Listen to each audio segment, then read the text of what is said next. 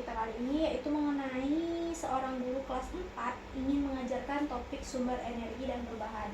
Kebetulan topik ini tuh yang kita pakai dalam menentukan tujuan pembelajaran, CP, dan tugas kita yang lain. Nah, kemudian guru memilih PJBL karena dianggap paling keren. Karena guru tuh konsepnya tuh menganggap itu paling keren. Karena ada yang dilihat tadi ya, hasilnya tadi. Kemudian lalu meminta siswa membuat poster dan presentasi. Masalah muncul pada bagian A, yaitu sebagian siswa belum paham konsep dan dasar energi dan kesulitan mencari data. Berarti siswa ini masih kurang bisa melakukan menganalisis. Siswa masih belum bisa memahami konsep dan belum bisa menganalisis untuk membuat data. Kemudian kerja kelompok tidak terstruktur. Beberapa siswa pasif, berarti pembagian tugas itu masih kurang adil. Dan waktu habis hanya untuk membuat produk, tetapi pemahaman konsep tidak berkembang. Nah, pertanyaan pertama yaitu, apakah PJBL selalu pilihan terbaik? Data apa yang perlu dipakai untuk memutuskan model yang tepat? Menurut aku nggak selalu Jadi pilihan terbaik. ya, karena PJBL ini cocok kalau siswa ini sudah paham sama konsep dasarnya. Iya. Kalau belum paham, ya PJBL nggak berjalan dengan Dengan baik. dengan baik lah, intinya nggak kondusif apa gitu. Nah, mungkin data yang perlu ya, asesmen diagnosis tadi yang awal pembelajaran, misalnya tes singkat atau pertanyaan lisan yang untuk siswa ini tersebut.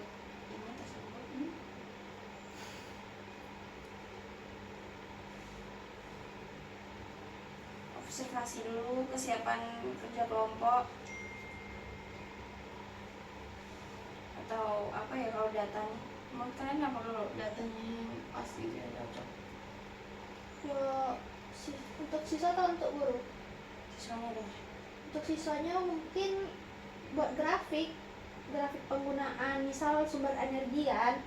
Bukan, maksudnya ini loh, Aku udah baca soalnya. data yang kita perluin untuk Model. iya. Contohnya model, sorry. Pertanyaan lagi. Ini ada sih lebih ke kemampuan literasi siswanya tuh. Kemudian waktunya juga, kalau PJBL kan sebenarnya menggunakan waktu yang lebih lama. Iya.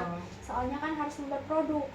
Kemudian yaitu tujuan pembelajaran itu disesuaikan lagi, apakah memang dituntut untuk mengetahui konsep, pemahaman mendalam, atau siswa itu juga bisa menerapkan dalam konsep nyata yang memang memerlukan PJBL.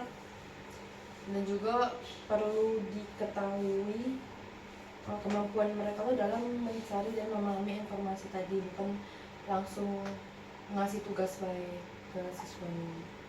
Mungkin data-data yang diperlukan sebelum memilih modal pembelajaran, guru dapat mengetahui data konseptual awal.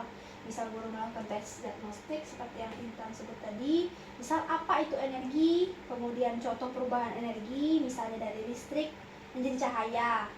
Kemudian apakah energi bisa diciptakan atau dimusnahkan. Nah, peta konsep tentang energi ini yaitu jadi mengetahui siswa pemahaman mereka sudah batas mana. Kemudian tadi seperti Saudari Farah juga menyebutkan mengenai literasi, data literasi dan kemampuan mencari informasi. Apakah siswa mampu membaca teks sains? Apakah siswa sudah mampu mengolah data? Apakah mereka bisa menafsirkan gambar ataupun diagram? Sehingga misal guru tuh membuat proyek itu memang udah sesuai dengan kemampuan mereka, bukan cuman karena tadi menganggap keren. Untuk membuat hal-hal kayak gitu. Dan yang terakhir yaitu mengenai data keterampilan kolaborasi. Apakah siswa sudah mampu melakukan observasi melalui diskusi kecil dan pengalaman sebelumnya dalam kerja kelompok. Adapun sebelum memutuskan proyek PJBL ini, guru tuh perlu melihat dulu data kesiapan siswa tersebut, seperti pemahaman awal mereka tentang konsep energi tersebut, kemampuan membaca dan mencari informasi, serta pengalaman mereka dalam kerja kelompok. Kalau dari data awalnya kelihatan banyak siswa yang belum paham terhadap konsep dasar energi ini, berarti PJPL ini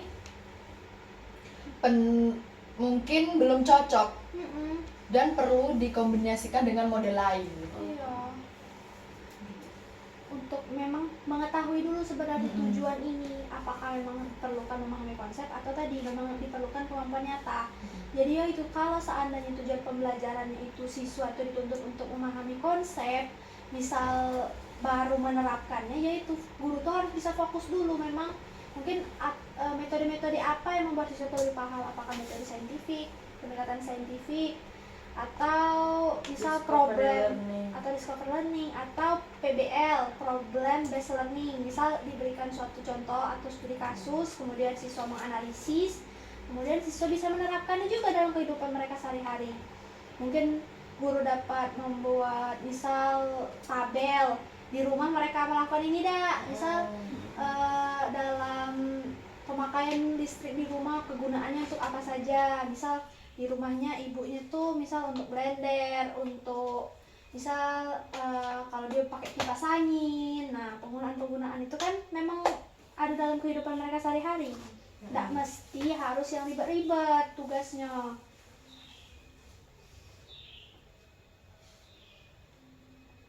Berarti emang harus melihat kesiapan siswanya iya. dalam Pembelajaran, sebelum belajar. Nggak harus biar keren gitu.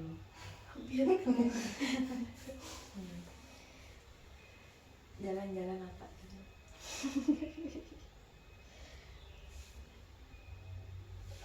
Yang kedua kah? Iya, boleh. Prasyarat yang belum kuat itu, jika prasyarat belum kuat, strategi apa dan sintaks agar tetap mendalam? Mungkin jika tetap ingin memakai pendekatan berbasis proyek, perlu modifikasi sintaksnya agar tidak langsung lompat ke produk. Jadi fokus ke proyek baru ke produk. Ya. Mungkin strateginya dari fase penguatan konsep awalnya atau scaffolding tadi. Sebelum proyek tuh demonstrasi sederhana dulu, misalnya perubahan energi listrik menjadi cahaya dengan senter. Ya. Nah, diskusi terpimpin tentang contoh perubahan energi di rumah. Gunakan pendekatan konkret atau abstrak, konkret ke abstrak sesuai prinsip deep learning. Ya. Nah, pada mini inquiry-nya sebelum proyek, nah siswa melakukan eksperimen kecil dulu, misalnya mengamati kipas angin, kan itu energi listrik ke gerak. Ya. Nah, pas mengamati lilin, energi kimia ke energi panas. Ya. Bisa juga energi kimia ke cahaya, kan tadi lilin. Nah, pada checkpoint atau pemahamannya ini, formatifnya, mungkin kita buat kuis singkat atau peta konsep atau tanya jawab reflektif itu. Jadi proyek dalam aplikasi konsep nih bukan pengganti pemahaman konsep, pun juga bertahap. Kalau menurut aku kayak gitu. Sesuai dengan prinsip scaffolding Ya. bertahap berurutan. Mungkin ya itu tadi harus diberikan konsep awal sebelum proyek, misal guru tadi melakukan demonstrasi, misal baterai dapat menyalakan lampu, atau misal siswa dapat menciptakan energi listrik sendiri dari ada tuh kayak lemon tuh iya. ada kan yang dicoloki kayak ini ke besi atau kayak ke apa, terus ada lampu bisa hidup. Nah, itu kan mereka tuh juga pemahaman konsep, demonstrasi awal. Kemudian melakukan diskusi terstruktur. Misal guru memberikan pertanyaan-pertanyaan pemantik sehingga memancing siswa bisa lebih paham dalam pembelajaran.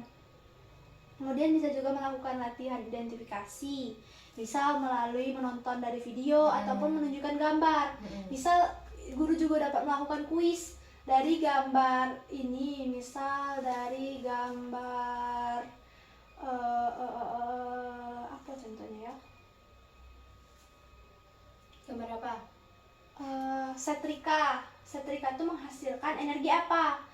Misal diberi pilihan, apakah energi listrik atau energi panas atau energi gerak. Nah, itu siswa itu juga pembelajarannya tadi kan selain bermakna juga menggembirakan, karena mereka tuh diberikan contoh-contoh gambar yang menarik untuk perhatian mereka. Jadi proyek tuh bukan menjadi tujuannya, tapi sarana mereka belajar. Dari proyek tadi mereka tuh bisa belajar, bisa paham tentang materi yang diajarkan, bukan kayak tujuan akhirnya harus buat kayak gini gitu. Kan tujuannya tuh sebenarnya siswa tuh paham dulu. Baru Kalau bisa paham, udah bisa paham baru buat proyek, menghasilkan produk. Yaitu tadi alih-alih langsung membuat poster, siswa itu juga harus bisa mengamati, menjawab pertanyaan, energi apa yang masuk, energi apa yang keluar, apa bukti perubahannya. Nah, pertanyaan itu harus spesifik dan bukan terbuka luas. Kemudian juga guru dapat menggunakan grafik, misalkan berikan tabel seperti alat, energi awal, kemudian energi akhir, bukti perubahan. Mungkin dapat dilakukan dalam bentuk kelompok.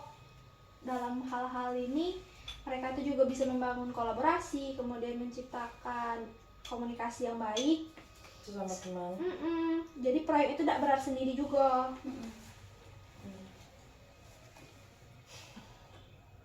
Ya itu tadi, ketika prasyarat itu belum kuat, jadi tingkat pembelajaran tuh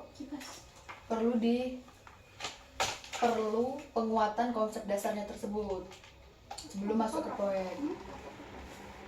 Nah, guru itu dapat memasukkan tahap eksplorasi terpimpin seperti demonstrasi sederhana penguatan energi tersebut. Selain itu, perlu ada tahap pengecekan pemahaman di tengah pembelajaran agar guru mengetahui apakah siswa ini sudah memahami konsep energi tersebut atau pembuatan produk tersebut. Nah, dengan strategi ini pembelajaran tetap bisa mendalam karena proyek menjadi sarana penerapan konsep, bukan sekedar aktivitasnya saja. Ya, kalau guru juga melakukan misal tadi kan pengecekan atau umpan balik, yaitu untuk menghindari miskonsepsi, sehingga dari hasil akhir pembelajaran tuh siswa tuh bukan hanya bisa membuat produk, tapi memang paham konsep dan mereka tuh tidak salah pemahaman dari konsep tersebut, memang terarah gitu, sesuai dengan tujuan dari pembelajaran.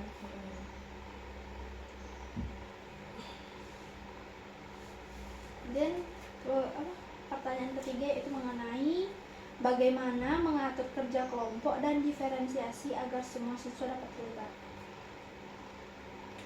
Mengatur kerja kelompok biar misal sesuai arahan dan melaksanakan tujuannya dengan baik, dan yaitu biar semua siswa tuh terlibat secara adil, bukan cuma 1-2 orang yang mengerjakan. Nah, kalian kayak mana? Dibantu gurunya untuk enggak sih Mengarahkan pembagian, peran-peran. iya, mengarahkan peran-peran mereka masing-masing. Iya, misalnya ada Jadi tetap ada penelitinya, bimbingan. ada penulisnya, ada presenternya. Ya, jadi tuh tetap ada bimbingan dari gurunya gitu loh, nggak langsung kasih Kayak tugas tugas kelompok. baik langsung dilepas. Ya memang siswa saat ini tuh dituntut untuk mencari pemahaman sendiri, tapi kan tetap butuh bimbingan dari guru, karena guru sebagai pembimbing dan fasilitator dalam pembelajaran. Guru itu juga ngelakuin lah monitoring berkala, bukan cuma nunggu Hasil, iya. akhir. bukan kayak kasih tugas terus langsung ditinggal ke kemana Tapi gitu. emang dia yang harus memonitoring itu dulu kelas. Itu tadi perannya tuh harus jelas dibagi, kemudian juga penilaian tadi ya harus berdasarkan individu juga. Misalkan setelah guru membagikan peran, yaitu guru menilai hasil dari kerja ini dalam kelompok tersebut. Kan udah dikasih peran, berarti yang nyari konsep siapa? Udah tepat belum konsepnya yang dicari nih? Kalau seandainya konsepnya masih salah, berarti yang lain ikut salah juga sebenarnya. Soalnya kan konsep itu kan dasarnya. Kemudian misal dan juga kayak kasih penilaian individu dan kelompoknya, misalnya ada refleksi individunya juga atau pertanyaan acak saat presentasi. Jadi kan semuanya tuh otomatis belajar Iya. kan, yaitu tidak bergantung 1-2 orang yang bakal jawab pertanyaan itu. iya, tidak bergantung ke satu orang atau ketua kelompoknya baik. Jadi itu semuanya bakalan belajar untuk dapetin nilai yang baik tadi. Belajar juga untuk bertanggung jawab. Kan setiap orang tuh sebenarnya diberikan tugas yang sama, cuman yaitu tanggung jawab dalam pengerjaannya itu berbeda di bagian-bagian tertentu. Atau juga bisa melakukan diferensiasi, karena kan kemampuan setiap siswa itu kan berbeda-beda.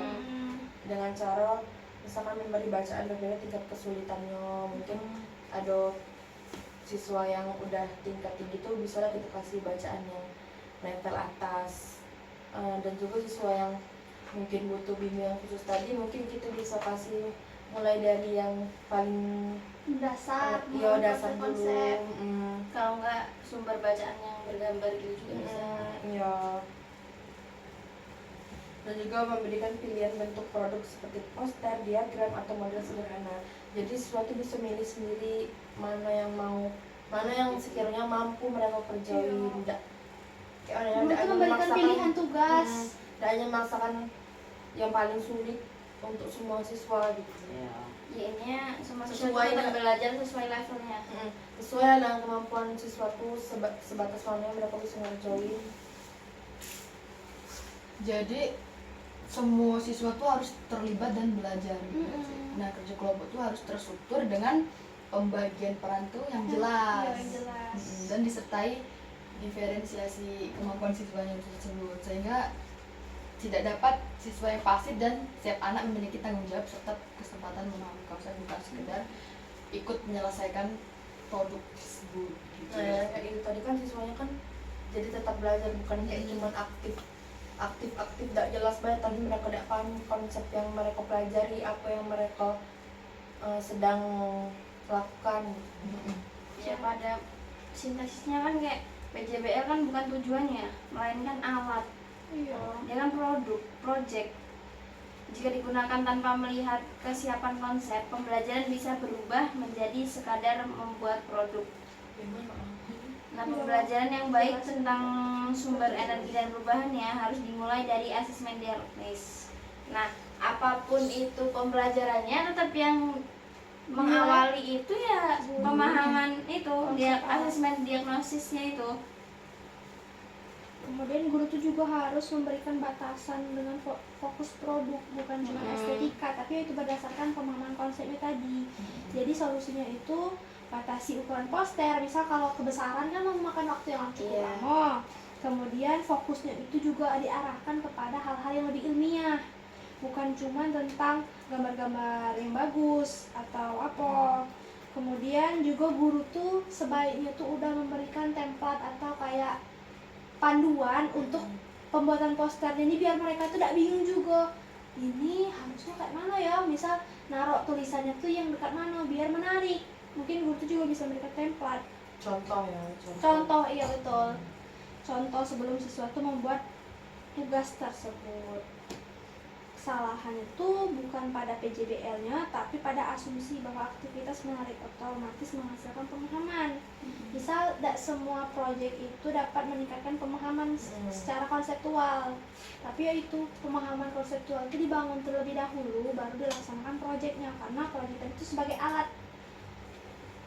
Ada juga yang bisa jadi beban untuk siswanya, tapi dia tidak dapat apa-apa, tidak dapat apa tuh yang perlu dipahami dan konsep yang harus benar-benar dipahami gitu. Takutnya juga siswa tuh berpatak itu kepada nilai.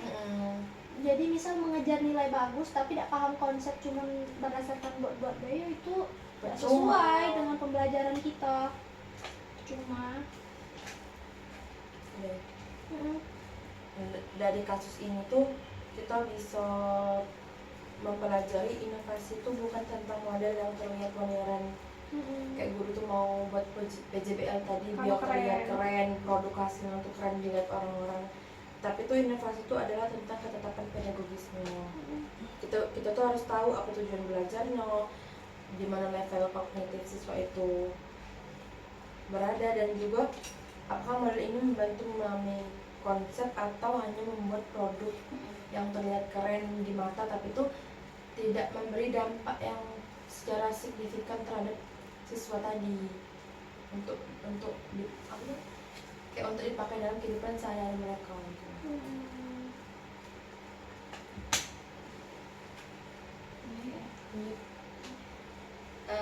Coba aku nanya, bagaimana menentukan bahwa suatu topik layak diajarkan dengan PJBL? Topik ini layak untuk diajarkan sebagai PJBL, bukan nyari dari metode lainnya. Emang harus topik itu, dan gimana nentuinnya? Ya, itu tadi kan kelayakan penggunaan PJBL ditentukan oleh kesesuaian antara tujuan pembelajaran, tingkat kompleksitas materi, dan kesiapan kognitif dari siswa. PJBL efektif ketika tujuan pembelajaran menuntut integrasi konsep, pemecahan masalah kontekstual, serta produk yang merepresentasikan pemahaman mendalam. Untuk topik sumber energi dan perubahan, guru itu perlu menganalisis apakah tujuannya itu menekankan analisis dan aplikasi atau masih pada level memahami dan mengidentifikasi. Lanjut.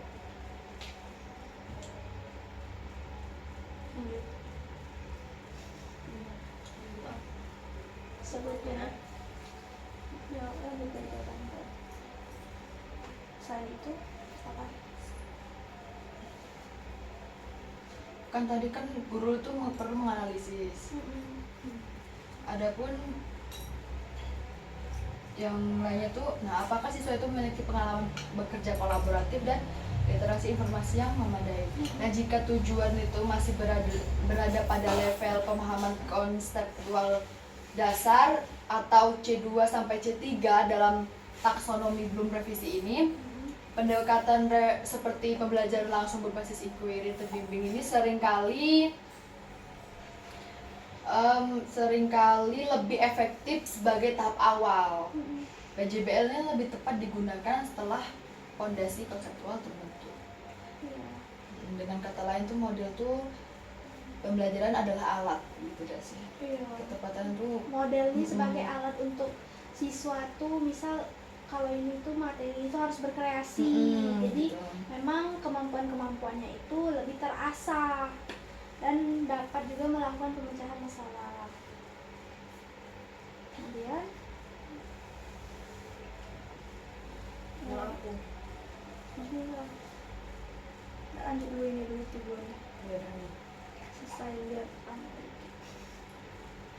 menurut kalian bagaimana merancang tahapan pembelajaran agar proyek itu tidak menggeser fokus dan pemahaman siswa tentang konsep awal?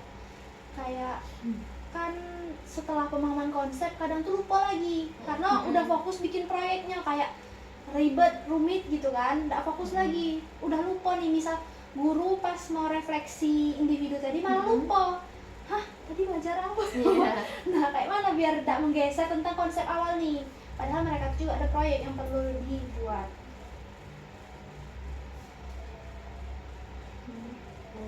mungkin dengan cara kontribusi kognitif setiap siswa itu terlibat dalam proses berpikir, bukan hanya dalam aktivitas teknis seperti menggambar atau menempel. Nah strateginya itu mungkin pembagian peran akademik yang jelas, misalnya peneliti data, analisis konsep, penyusun argumen, dan penyaji. Setiap peran memiliki indikator kerja yang terukur. Lalu penilaian individual dalam bekerja kelompok. Nah selain penilaian produk tadi, guru juga bisa memberikan asesmen individu melalui pertanyaan lisan atau kuis singkat kepada siswanya. Lalu juga bisa membuat kerja berbasis tanggung jawab individu. Nah setiap siswa itu mengisi bagian analisis masing-masing sebelum digabungkan menjadi satu produk kelompok. Nah bisa juga rotasi peran. Pada proyek berikutnya perannya ditukar agar pengalaman siswanya itu merata, tidak hanya Nggak cuma situ baik. siswa ini yang jadi presenternya, siswa ini yang cuma jadi pembaca materi, atau siswa ini yang merancang kayak desain-desainnya. Jadi setiap pokoknya orang semuanya itu dapat bagian gitu. ya, jadi si guru itu juga harus memperhatikan kayak siswa nih kalau belum pernah melakukan experience atau pengalaman ini ya di rolling, diganti. Jadi setiap siswa tuh tidak cuma merasakan menjadi satu peran, tapi merasakan semua peran. Ya mungkin pada fase eksplorasi juga kayak guru ngasih pengalaman konkret gitu, nah melalui eksperimen sederhana, misalnya perubahan energi listrik menjadi cahaya atau gerak, juga kan kayak berfungsi lah buat skema awalnya gitu. Nah biar anak tuh paham, oh jadi tuh yang kita pelajarin itu kayak gini ya, karena udah ada eksperimen awalnya itu yang dicontohin oleh gurunya itu.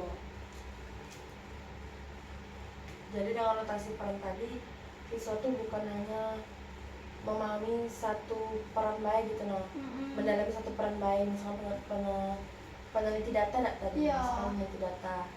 Nah, jadi dia tuh bisa ganti sama kawan yang biar sama-sama tahu gitu loh, kayak mana rasanya jadi peneliti data, ataupun yang argumentator tadi, jadi sama-sama merasakan itu.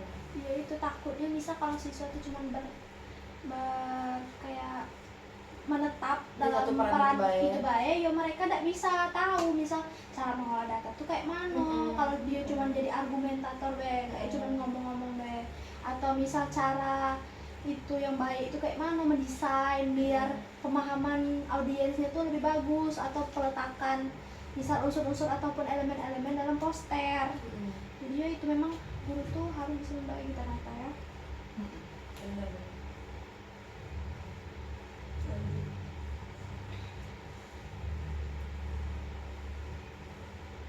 Haus ya. Sering. Jangan ngomong terus.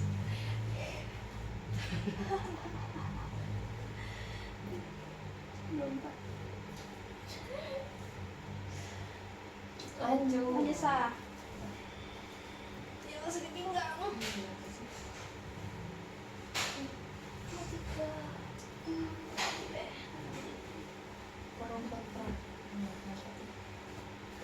Yang pas.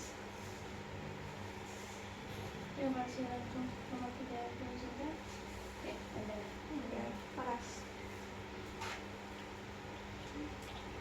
Ya masih di pinggang. Terus ini. Lanjut paras.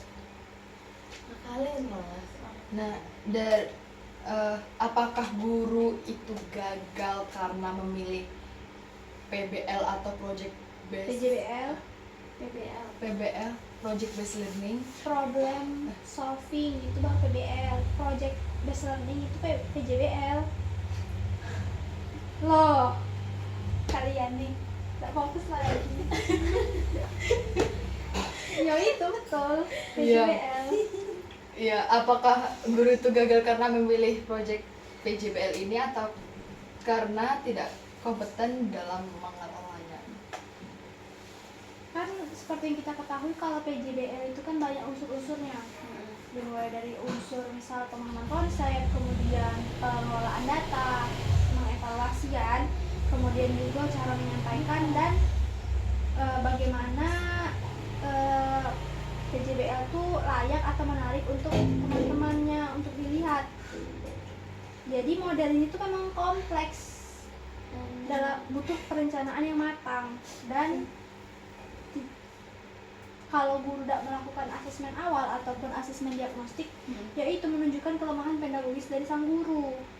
Karena jadi gurunya itu tidak tahu kemampuan setiap siswa kan heterogen, berbeda-beda. Jadi ya itu diperlukan. PJBL juga bisa membangun pemahaman melalui pengalaman. Pemahaman melalui pengalaman. Iya. Iya kan? Iya. Oh tadi pengalaman. Pemahaman melalui pengalaman. Pengalaman. Mungkin ketidaksiapan siswa ini bisa jadi karena budaya belajar yang terlalu teacher-centered sebelumnya, atau justru dengan tantangan proyek siswa dipaksa naik level berpikir. Berarti bukan salah gurunya milih Iya. metode, bisa juga karena Tantangan proyeknya itu. Terus siswanya kayak, ya Allah ini gimana? Karena susah tidak juga banget. diberi petunjuk oleh gurunya kayak Iya, mana cara itulah makanya menyelesaikan. kita harus menjadi Guru yang kompeten dan profesional. Dia yang membimbing anaknya. Kalau kita ngasih tugas ya kita harus bimbing dia juga. Beritahu dulu bagaimana. Karena karena nggak semua siswa itu paham.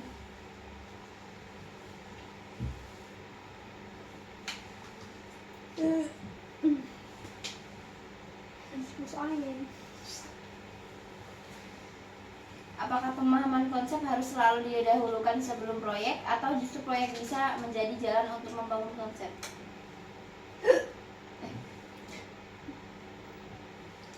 Ya itu kan tadi kita sempat bahas nih. Kalau seandainya guru tuh melaksanakan pembelajaran PJBL dulu, terus konsepnya tuh cuma dianggap sebagai pengiring, takutnya tuh siswa tuh tidak paham tentang konsep awal. Soalnya kan studi kasusnya tuh udah pasti beda. Misal dalam hasil asesmen sumatif itu kan pasti diberikan contoh-contoh studi kasus yang berbeda. Sedangkan yang mereka praktikan itu misal cuman bagian ini bae tentang energi dari energi itu jadi listrik bae. Ditakutkan guru tuh yaitu perubahan energi ini misal jadi energi panas. Kalau seandainya pemahaman konsep itu masih lemah, ditakutkan yaitu tidak bisa siswa tuh memahami konsep pembelajaran secara mendalam.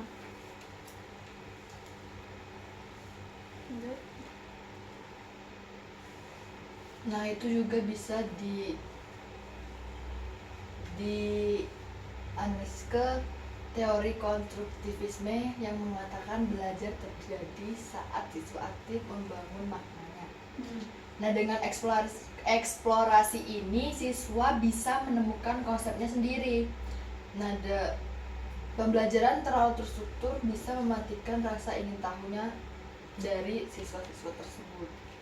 Iya, tapi walaupun kayak gitu berdasarkan teori konstruktivisme, tapi itu tetap perlu dukungan dan arahan dari guru. Kalau Iya. enggak tuh pembelajaran tuh ya tidak bermakna untuk siswa tuh cuman mengerjakan proyek.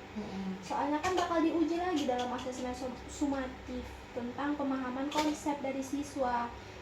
Jadi ya itu misal kalau memang mau melakukan proyek, kemudian pemahaman konsep itu cuma sebagai pengiring, guru tuh harus memberikan refleksi lagi tentang penilaian individu, apakah mereka tuh udah bisa paham dari PJBL tuh tentang pemahaman konsep atau memang diperlukan pemahaman konsep dulu baru melaksanakan PJBL biar lebih terarah.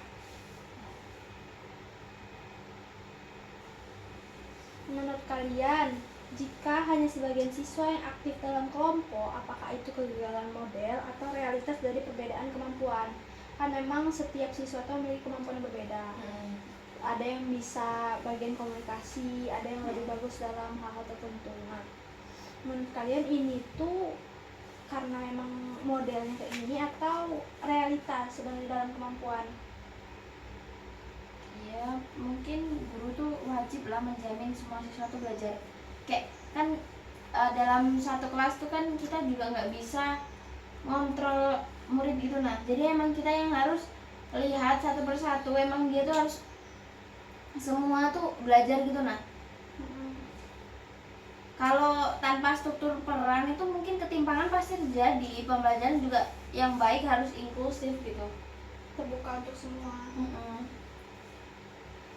Tapi kan tidak semuanya tuh tidak semuanya tuh suka berpartisipasi aktif dalam pembelajaran. Kan berbeda-beda, ada yang pendiam, ada yang dominan. bisa juga sih. Jadi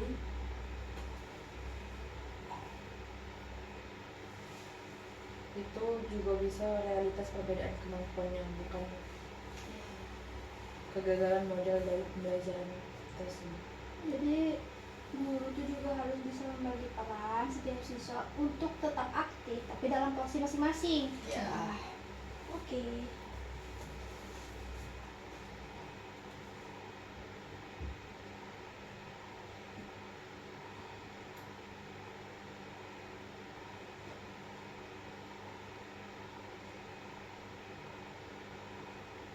Buat pertanyaan.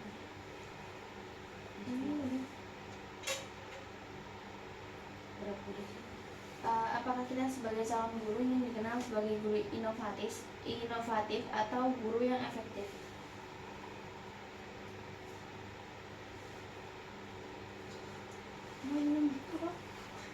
Apa Intan? Ulang Intan pertanyaannya. Bentar, nggak usah ketawa. 24 lagi.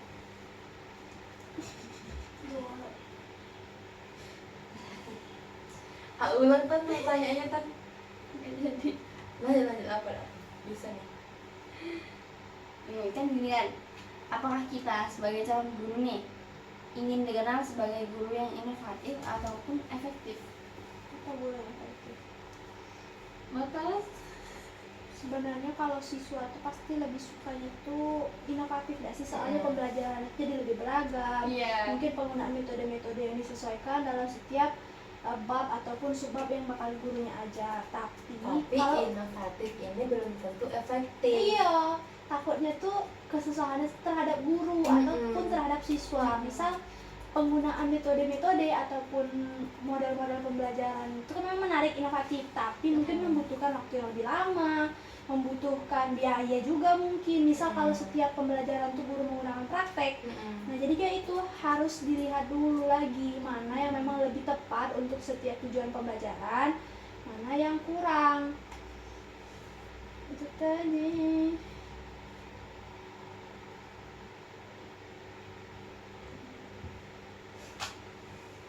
Karena jadi itu tergantung dengan bagaimana cara guru mengelola kelas tersebut. Dan tidak mungkin juga dalam setiap hari guru memang melakukan pembelajaran yang inovatif. Sesekali lah. Iya, pasti ada juga misal fase-fase yang memang diperlukan pembelajaran yang inovatif dan membuat siswa itu menjadi lebih semangat. Iya, biar nggak bosan aja. Mungkin dalam matematika kali ya. Iya, biar siswa itu misal tidak takut, misal kayak tidak menganggap konsep matematika itu pembelajaran yang menyeramkan, tapi menyenangkan. Dan sebagai calon guru nih, pilihan antara inovatif dan efektif ini sebenarnya mencerminkan tahap kedewasaan profesional gurunya tersebut. Guru yang mengejar inovasi ini sering berada pada fase eksplorasi dan mencoba banyak pendekatan baru untuk menemukan cara mengajar dan paling sesuai dengan siswanya. Nah, sementara itu guru yang berfokus pada efektivitas ini lebih menekankan konsistensi hasil belajar dan keberlanjutan proses. Nah, dalam praktiknya itu kelas yang efektif belum tentu tampak inovatif dari luar, tetapi mampu memenuhi kebutuhan siswa secara nyata, karena identitas guru itu seharusnya tidak dibangun dari kesan atau tren, melainkan dari kemampuan membaca konteks kelas dan menyesuaikan strategi yang akan dilakukan. Nah, guru ini yang matang adalah guru yang tidak terikat pada label, tetapi pada dampak pembelajaran yang dirasakan oleh siswanya tersebut.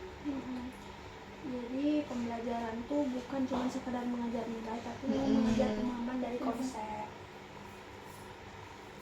Menurut kalian, mana yang lebih berbahaya? Kelas yang pasif tapi kayak pemahaman konsep yang baik, atau kelas yang aktif tapi kayak pemahaman konsep itu masih dangkal, sering lompat-lompat? Udah pasti kalau bisa sih sebenarnya harus kombinasi kan, tidak mungkin dalam satu kelas itu pasif semua, dan tidak mungkin dalam satu kelas itu aktif semua. Ya memang kombinasi lah. Kalau seandainya cuma salah satu baik pembelajaran itu ya timpang. Aktif tuh tapi kalau tidak paham konsep cuma ngawur berarti ngomong. Iya. Nggak ada masuk pembelajaran. Iya, dan kalau pasif tapi paham konsep, kayak mana gurunya tuh tahu kalau bahwa memang siswa itu udah paham dengan konsep, kalau dia tidak jawab pertanyaan ataupun tidak mengerjakan tugas dengan baik, ya itu. Berarti yang lebih berbahaya tuh kelas yang aktif tapi pemahaman konsepnya itu juga dangkal. Dan kalau bisa sebenarnya semuanya tuh kalau bisa aktif kan, dan pemahaman konsep.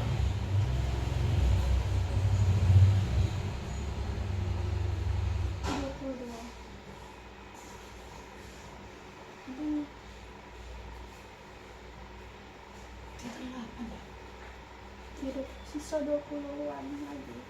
Tidak cukup. Cukup. Belum ada linknya? Belum.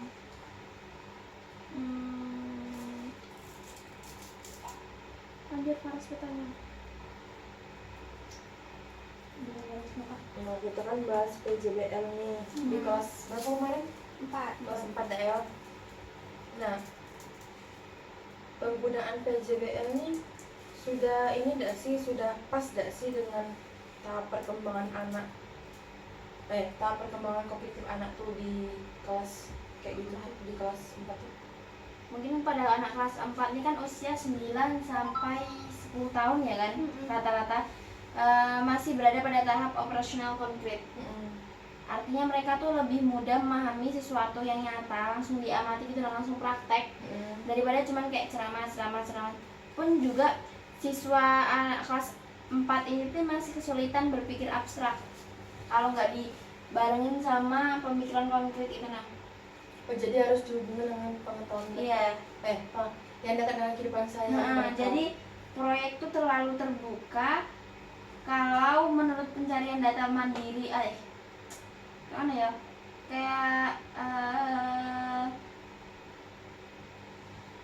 Kalau seandainya topiknya tuh kayak lebih di atas mereka, pasti kayak kalau mereka mencari data itu secara mandiri, ya pasti tidak mungkin. Soalnya kan mereka baru kelas 4 juga, jadi si guru tuh perlu memberikan kayak contoh-contoh konkret, kemudian dekat dengan mereka, yang kayak Intan bilang. Jadi memang tidak selalu proyek itu harus misal terlalu terbuka, kayak memang siswa tuh harus diberikan kesempatan untuk melakukan kreativitasnya, mungkin tentang bagaimana cara mereka menyampaikan. Memang proyek tersebut harus bersifat terbuka, tapi kalau untuk pencarian data itu kan perlu bimbingan dari guru, dan tidak mungkin siswa itu dapat melakukannya sendiri. Dan proyek PJBL ini pada kelas 4 dapat selaras dengan tahap perkembangan kognitif anak asal dirancang dengan tepat. Siswa kelas 4 ini umumnya berada pada tahap operasional konkret. Nah, sehingga PJBL akan efektif bila proyeknya berbasis pengalaman nyata, menggunakan benda konkret, masalah yang dekat dengan kehidupan sehari-hari, serta bimbingan yang jelas dan bertahap. Jika PJBL ini terlalu abstrak atau menuntut analisis kompleks secara scaffolding, justru tidak sesuai dengan kemampuan kognitif mereka. Jadi keselarasan PJBL di kelas 4 ini bukan ditentukan oleh modelnya, tetapi melainkan oleh cara guru itu menyederhanakan proyek sesuai perkembangan siswanya tersebut gitu.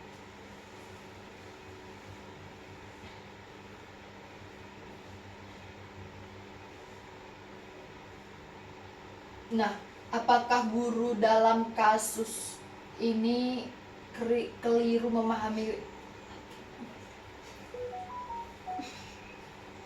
Iya benar, Berdasarkan studi kasus tadi, apakah guru tuh dalam kasus ini tuh keliru memahami makna student center? Kan kadang tuh orang-orang atau pandangan orang tuh berpendapat bahwa student center itu berarti guru tidak banyak menjelaskan. Padahal dan yang disuruh tuh siswa aktif mencari sendiri. Padahal student center bukan berarti teacher absen, bukan berarti kehilangan sosok dari guru, tetapi itu tuh kan guru tuh sebagai pembimbing, misal sebagai pengarah, guru tuh memantau kemampuan siswa dalam mengerjakan. Misal tadi kan ada juga disebut Intan nggak sih, kayak guru tuh memantau atau kayak berkeliling nengok siswa tuh mengerjakan tugasnya atau misal kalau ada hal yang kurang siswa pahami, yaitu guru memberikan petunjuk bagaimana cara menyelesaikan, bagaimana cara siswa untuk mengatasi dari masalah, sehingga mereka tuh memang mencari pengetahuan itu berdasarkan pemahaman sendiri, tapi tetap dibimbing oleh guru, dan guru tidak melepaskan tanggung jawabnya. Kalau kayak gitu kan, kalau seandainya guru siswa tuh dibiayain nyari dewe, berarti guru tidak ada tanggung jawab dong ngajar. Soalnya memang kan student center itu memang aktif di siswanya kan, tapi misalkannya dalam kelompok presentasi nih, siswanya nyari sendiri nih materinya yang mau dipresentasiin kayak apa baik kan, terus dipresentasiin di depan teman-temannya. Nah, kalau misalkan ada konsep yang melenceng atau salah, nah guru itu harus menjelaskan lagi apa tuh, memberi penguatan dan meluruskan materi biar yang salah tadi, biar tidak semakin jauh kesalahan atau pemahaman mereka. Jadi student center itu bukan berarti guru tuh diam baik, biarlah siswa tuh aktif sendiri. Ya kalau kayak gitu kacau kelas jadinya kan gitu.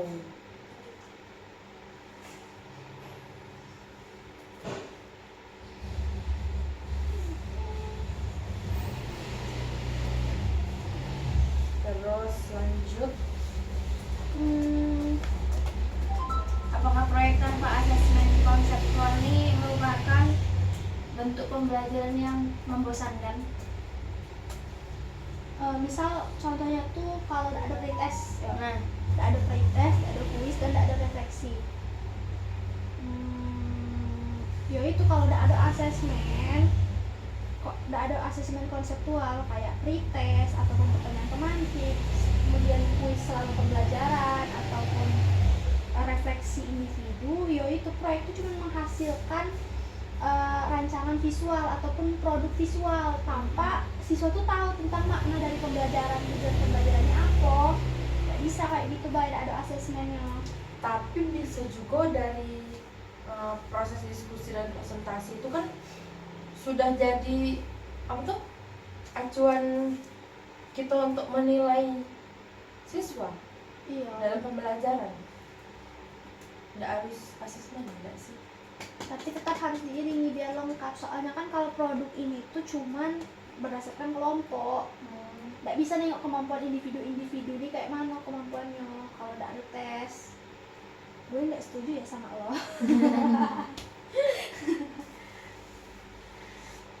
Iya sih, Tetap harus seimbang diiringi. sih. Takutnya memang siswa tuh dalam kelompok A ini unggul semua, misal pintar kayak ngomongnya, desainnya juga bagus, isinya juga bagus, tapi apa penyebabnya bisa bagus? Karena memang kemampuan siswanya di atas rata-rata, atau Hanya satu siswa yang mengerjakan, ide.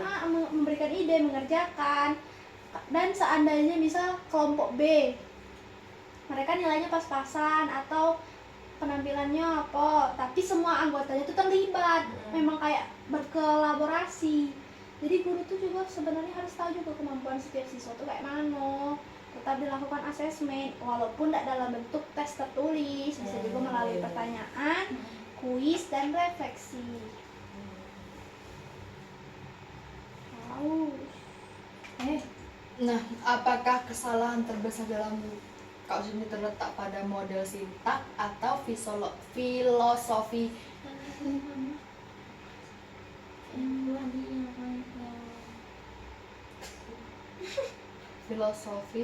guru tentang belajar tersebut? Nah, atau apakah lebih baik guru itu membatalkan proyek di tengah jalan jika melihat pemahaman siswa itu belum berkembang? Enggak dong, menghentikan proyek ini bisa nurunin motivasi siswa gitu loh, kayak ngerusak komitmen siswanya tadi. Soalnya mereka kan Karena diberikan tugas, tiba-tiba dibatalin. mereka mungkin udah excited, semangat Iya. untuk ngerjain tugas, mungkin dengan segala konsep ataupun kreativitas mereka. Kalau dihentikan secara mendadak, itu sebenarnya harus dicari pilihan lain. Guru tuh harus adaptif sesuai dengan keadaan dan memperbaiki konsep daripada memperbaiki konsep yang keliru, mungkin dibenahi melalui refleksi-refleksi.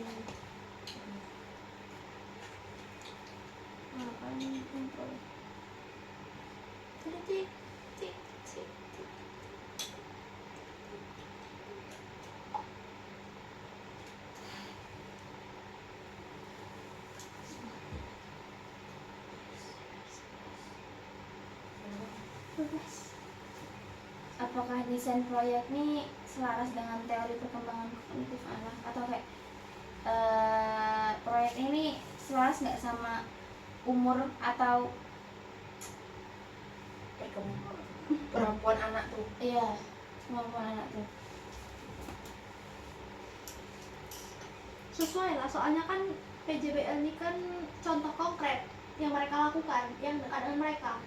Sebenarnya bisa diberikan kayak udah termasuk lumayan sesuai, cuman harus disesuaikan lagi dengan karakteristik dari siswa tersebut. Tugasnya tuh arahnya tuh cocoknya kemana, sesuai dengan tujuan pembelajaran, ditengok lagi sebenarnya. Tapi kalau proyeknya tuh cuma berbasis pencarian informasi dan presentasi konseptual, kayak presentasi terus bertanya selesai, itu kan Kadang diiringi diiringi juga dengan project, terlalu ini loh bagi sebagian siswa tuh kayak terlalu nggak apa ya? paham. Kadang siswa tuh kayak malas gitu kan nyimak pertanyaan-pertanyaan, terus ada Iya, yang jawab. apalagi dari kawan, kayak Kadang apa sih, kan kita sesama ini Iya. kayak lebih ini kalau guru yang menyampaikan dan iya. diberikan contoh langsung. Menurut aku sih kayak itu ya. Iya sih, tapi tetap kalau memang takut siswanya tidak paham tentang presentasi dan itu, ya gurunya tuh mengajak eksperimen nyata. Misalkan melakukan percobaan di rumah, apa percobaan dapat mereka lakukan. Nggak usah di rumah, di sekolah. Misal kalau mereka ada kipas dihidupkan, itu energinya asalnya dari mana? Energinya berasal dari listrik. Perubahan atau ininya tuh apa? Gerak. Itu satu contoh konkret. Dihubungkan lagi dengan contoh-contoh di sekitarnya sehingga bukan cuma sekedar presentasi dan tanya jawab, tapi memang siswa itu bisa paham melalui eksperimen tadi. melalui eksperimen, dan juga mungkin kata Faras tadi tetap bisa ada penguatan dari guru biar tidak cuman Nggak salah jalan. iya, kan kadang tidak semua jawaban dari siswa itu betul, tapi berikan arahan dan yang lebih paham. berwenang. Iya, berwenang. Mari pada Nah, apakah penggunaan project based learning di kelas 4 ini sudah selaras dengan tahap perkembangan kognitif? Itu yang kita ya Allah, kami tidak efek puas. Kalau menurutku ya, dari pertanyaan yang dari Intan tadi, akan selaras iya akan selaras jika dirancang sesuai karakteristik siswa kelas 4 pada tahap operasional konkret.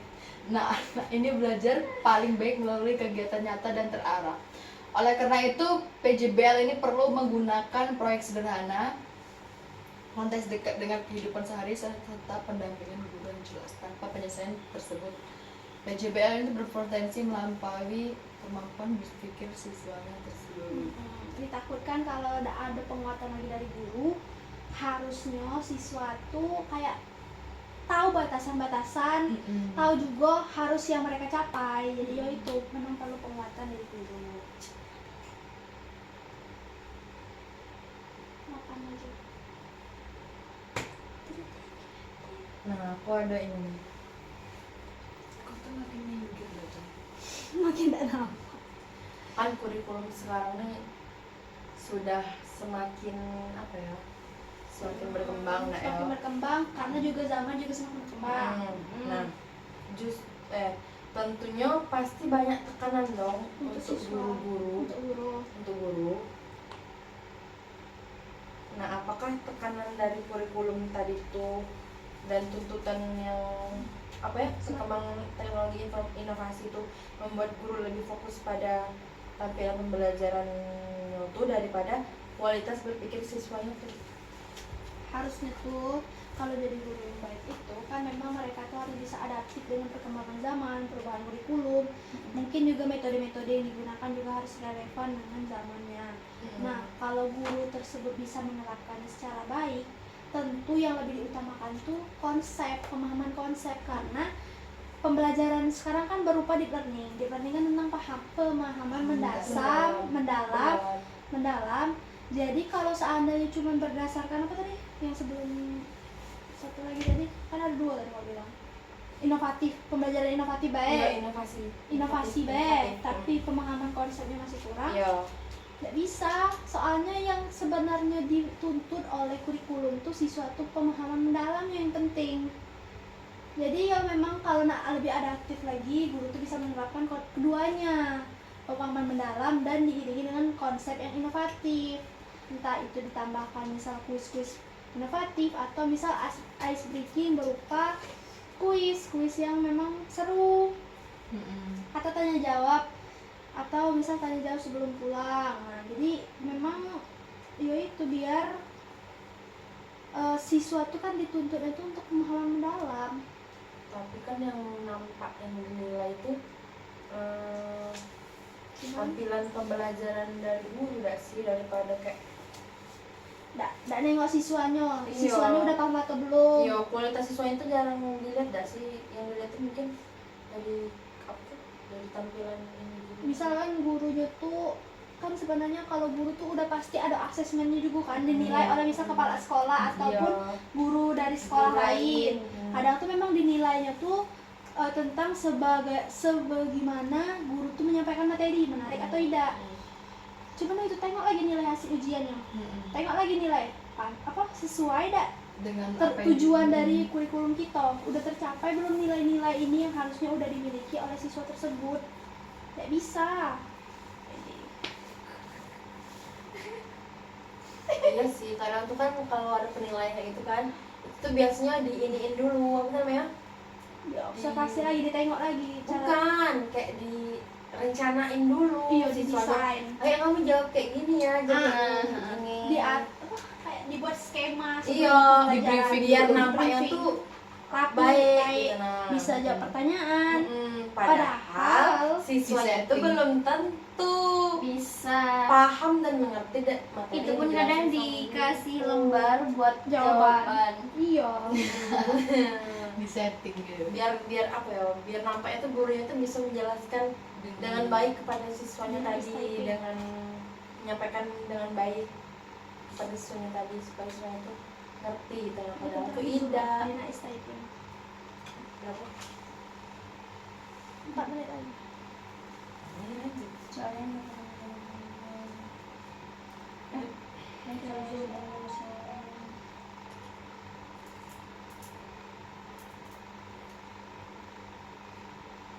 Ya itu sebenarnya guru itu harus disesuaikan dengan karakteristik siswanya sebelum belajar. Apakah memang siswanya udah paham atau belum? Sebenarnya kalau nak nengok tampilan dari luar baik, misal pas dilakukannya observasi ataupun penilaian dari guru lain, salah. Guru kayak gitu tuh tidak profesional, tidak sesuai dengan kompetensi guru yang harus kita miliki. Karena bisa direncanain dulu kan. maksudnya tuh. Padahal kan inti dari pembelajaran tuh siswa mampu berkembang, mampu memiliki keterampilan-keterampilan melalui sikap yang baik, kemudian pengetahuan yang sesuai dengan tujuan, misal sudah sesuai dengan ketetapan. Yaitu Berarti keberhasilan itu tuh dinilai dari pemahaman siswa. pemahaman siswa. Tidak bisa mungkin memang kalau penilaian guru ataupun kepala sekolah juga penting, karena juga bisa untuk mendukung atau semangat guru untuk semakin berkembang kan dengan perkembangan zaman saat ini. Kalau seandainya tidak dilakukan evaluasi, pasti guru-guru itu cuma pakai metode ceramah, cuma pakai metode itu lama. metode lama. Nah, kalau dilakukan kayak penilaian evaluasi dari guru atau sekolah lain, pasti mereka tuh juga pengen terlihat lebih baik dan pengen juga siswa itu bisa meningkat kemampuannya sesuai dengan perkembangan zaman. Jadi pembelajaran yang baik itu bukan Tentang- tentang yang paling kompleks, tetapi yang paling selaras dengan tujuan tadi. Selaras dengan pengembangan kognitif, selaras dengan kesiapan siswanya tadi, Ya. selaras dengan tujuan konseptual. Nah, jika tidak selaras, maka model sehebat apapun yang menjadi dekorasi metodologis itu tidak akan berhasil. Contohnya kayak PJBL tadi, Dak. Iya. Ini kan metode yang katanya keren nih. Keren. Tapi Kalau kalau tapi seandainya kalau misalkan tidak selaras dalam hal yang sudah aku bilang tadi, itu percuma gitu. Nah, tidak ada keren-kerennya. soalnya siswa tidak paham dengan Iya. konsepnya, padahal tujuan pembelajaran kan siswa itu biar paham dulu, Iya. baru bisa mengekspresikannya dalam kehidupan nyata, dalam dunia, dalam lingkup, dalam proyek. Yaitu guru itu memang harus dituntut kreatif, kemudian adaptif, kemudian juga inovatif, sehingga perencanaan pembelajaran itu sesuai dengan karakteristik siswa, sesuai dengan Kemampuan. kondisi, kemampuan, dan tujuan pembelajaran.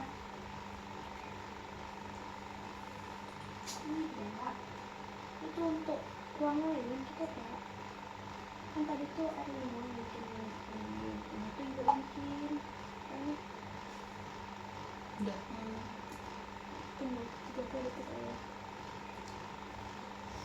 Jadi ya itu, walaupun sehebat apapun metode pembelajaran, kalau seandainya cara gurunya masih salah dan tidak tepat, siswa tuh jadi miskonsepsi tentang konsep pembelajaran yang harusnya udah menjadi tertanam Iya. oleh benak mereka. Dan tidak cuma pembelajaran itu cuma dianggap keren, tapi intinya tuh bisa Juga berguna berguna untuk siswa. kayak memang pembelajaran ini kan disesuaikan untuk siswa, dirancang untuk siswa tersebut memiliki kemampuan dan kompetensi yang harus dicapai. Berarti emang guru tuh harus terus berkembang nggak sih? Terus Sesuai dengan belajar, zaman. belajar apa ya? Belajar Seminar, workshop, Iya. kemudian mungkin ada juga kumpulan-kumpulan guru melalui apalagi sekarang kurikulum udah berubah lagi dah. Apa sih yang berubah kemarin kurikulumnya? kurikulum berdasarkan case method, yaitu Ah, berdasarkan iya. studi kasus. Hmm, Soalnya lebih relevan lagi, soalnya kan terhubung dengan kehidupan siswa. Sebelumnya pembelajaran mendalam.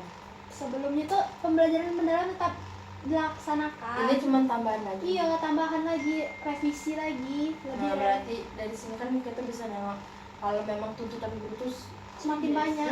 semakin banyak. Jadi emang harus ikut pelatihan.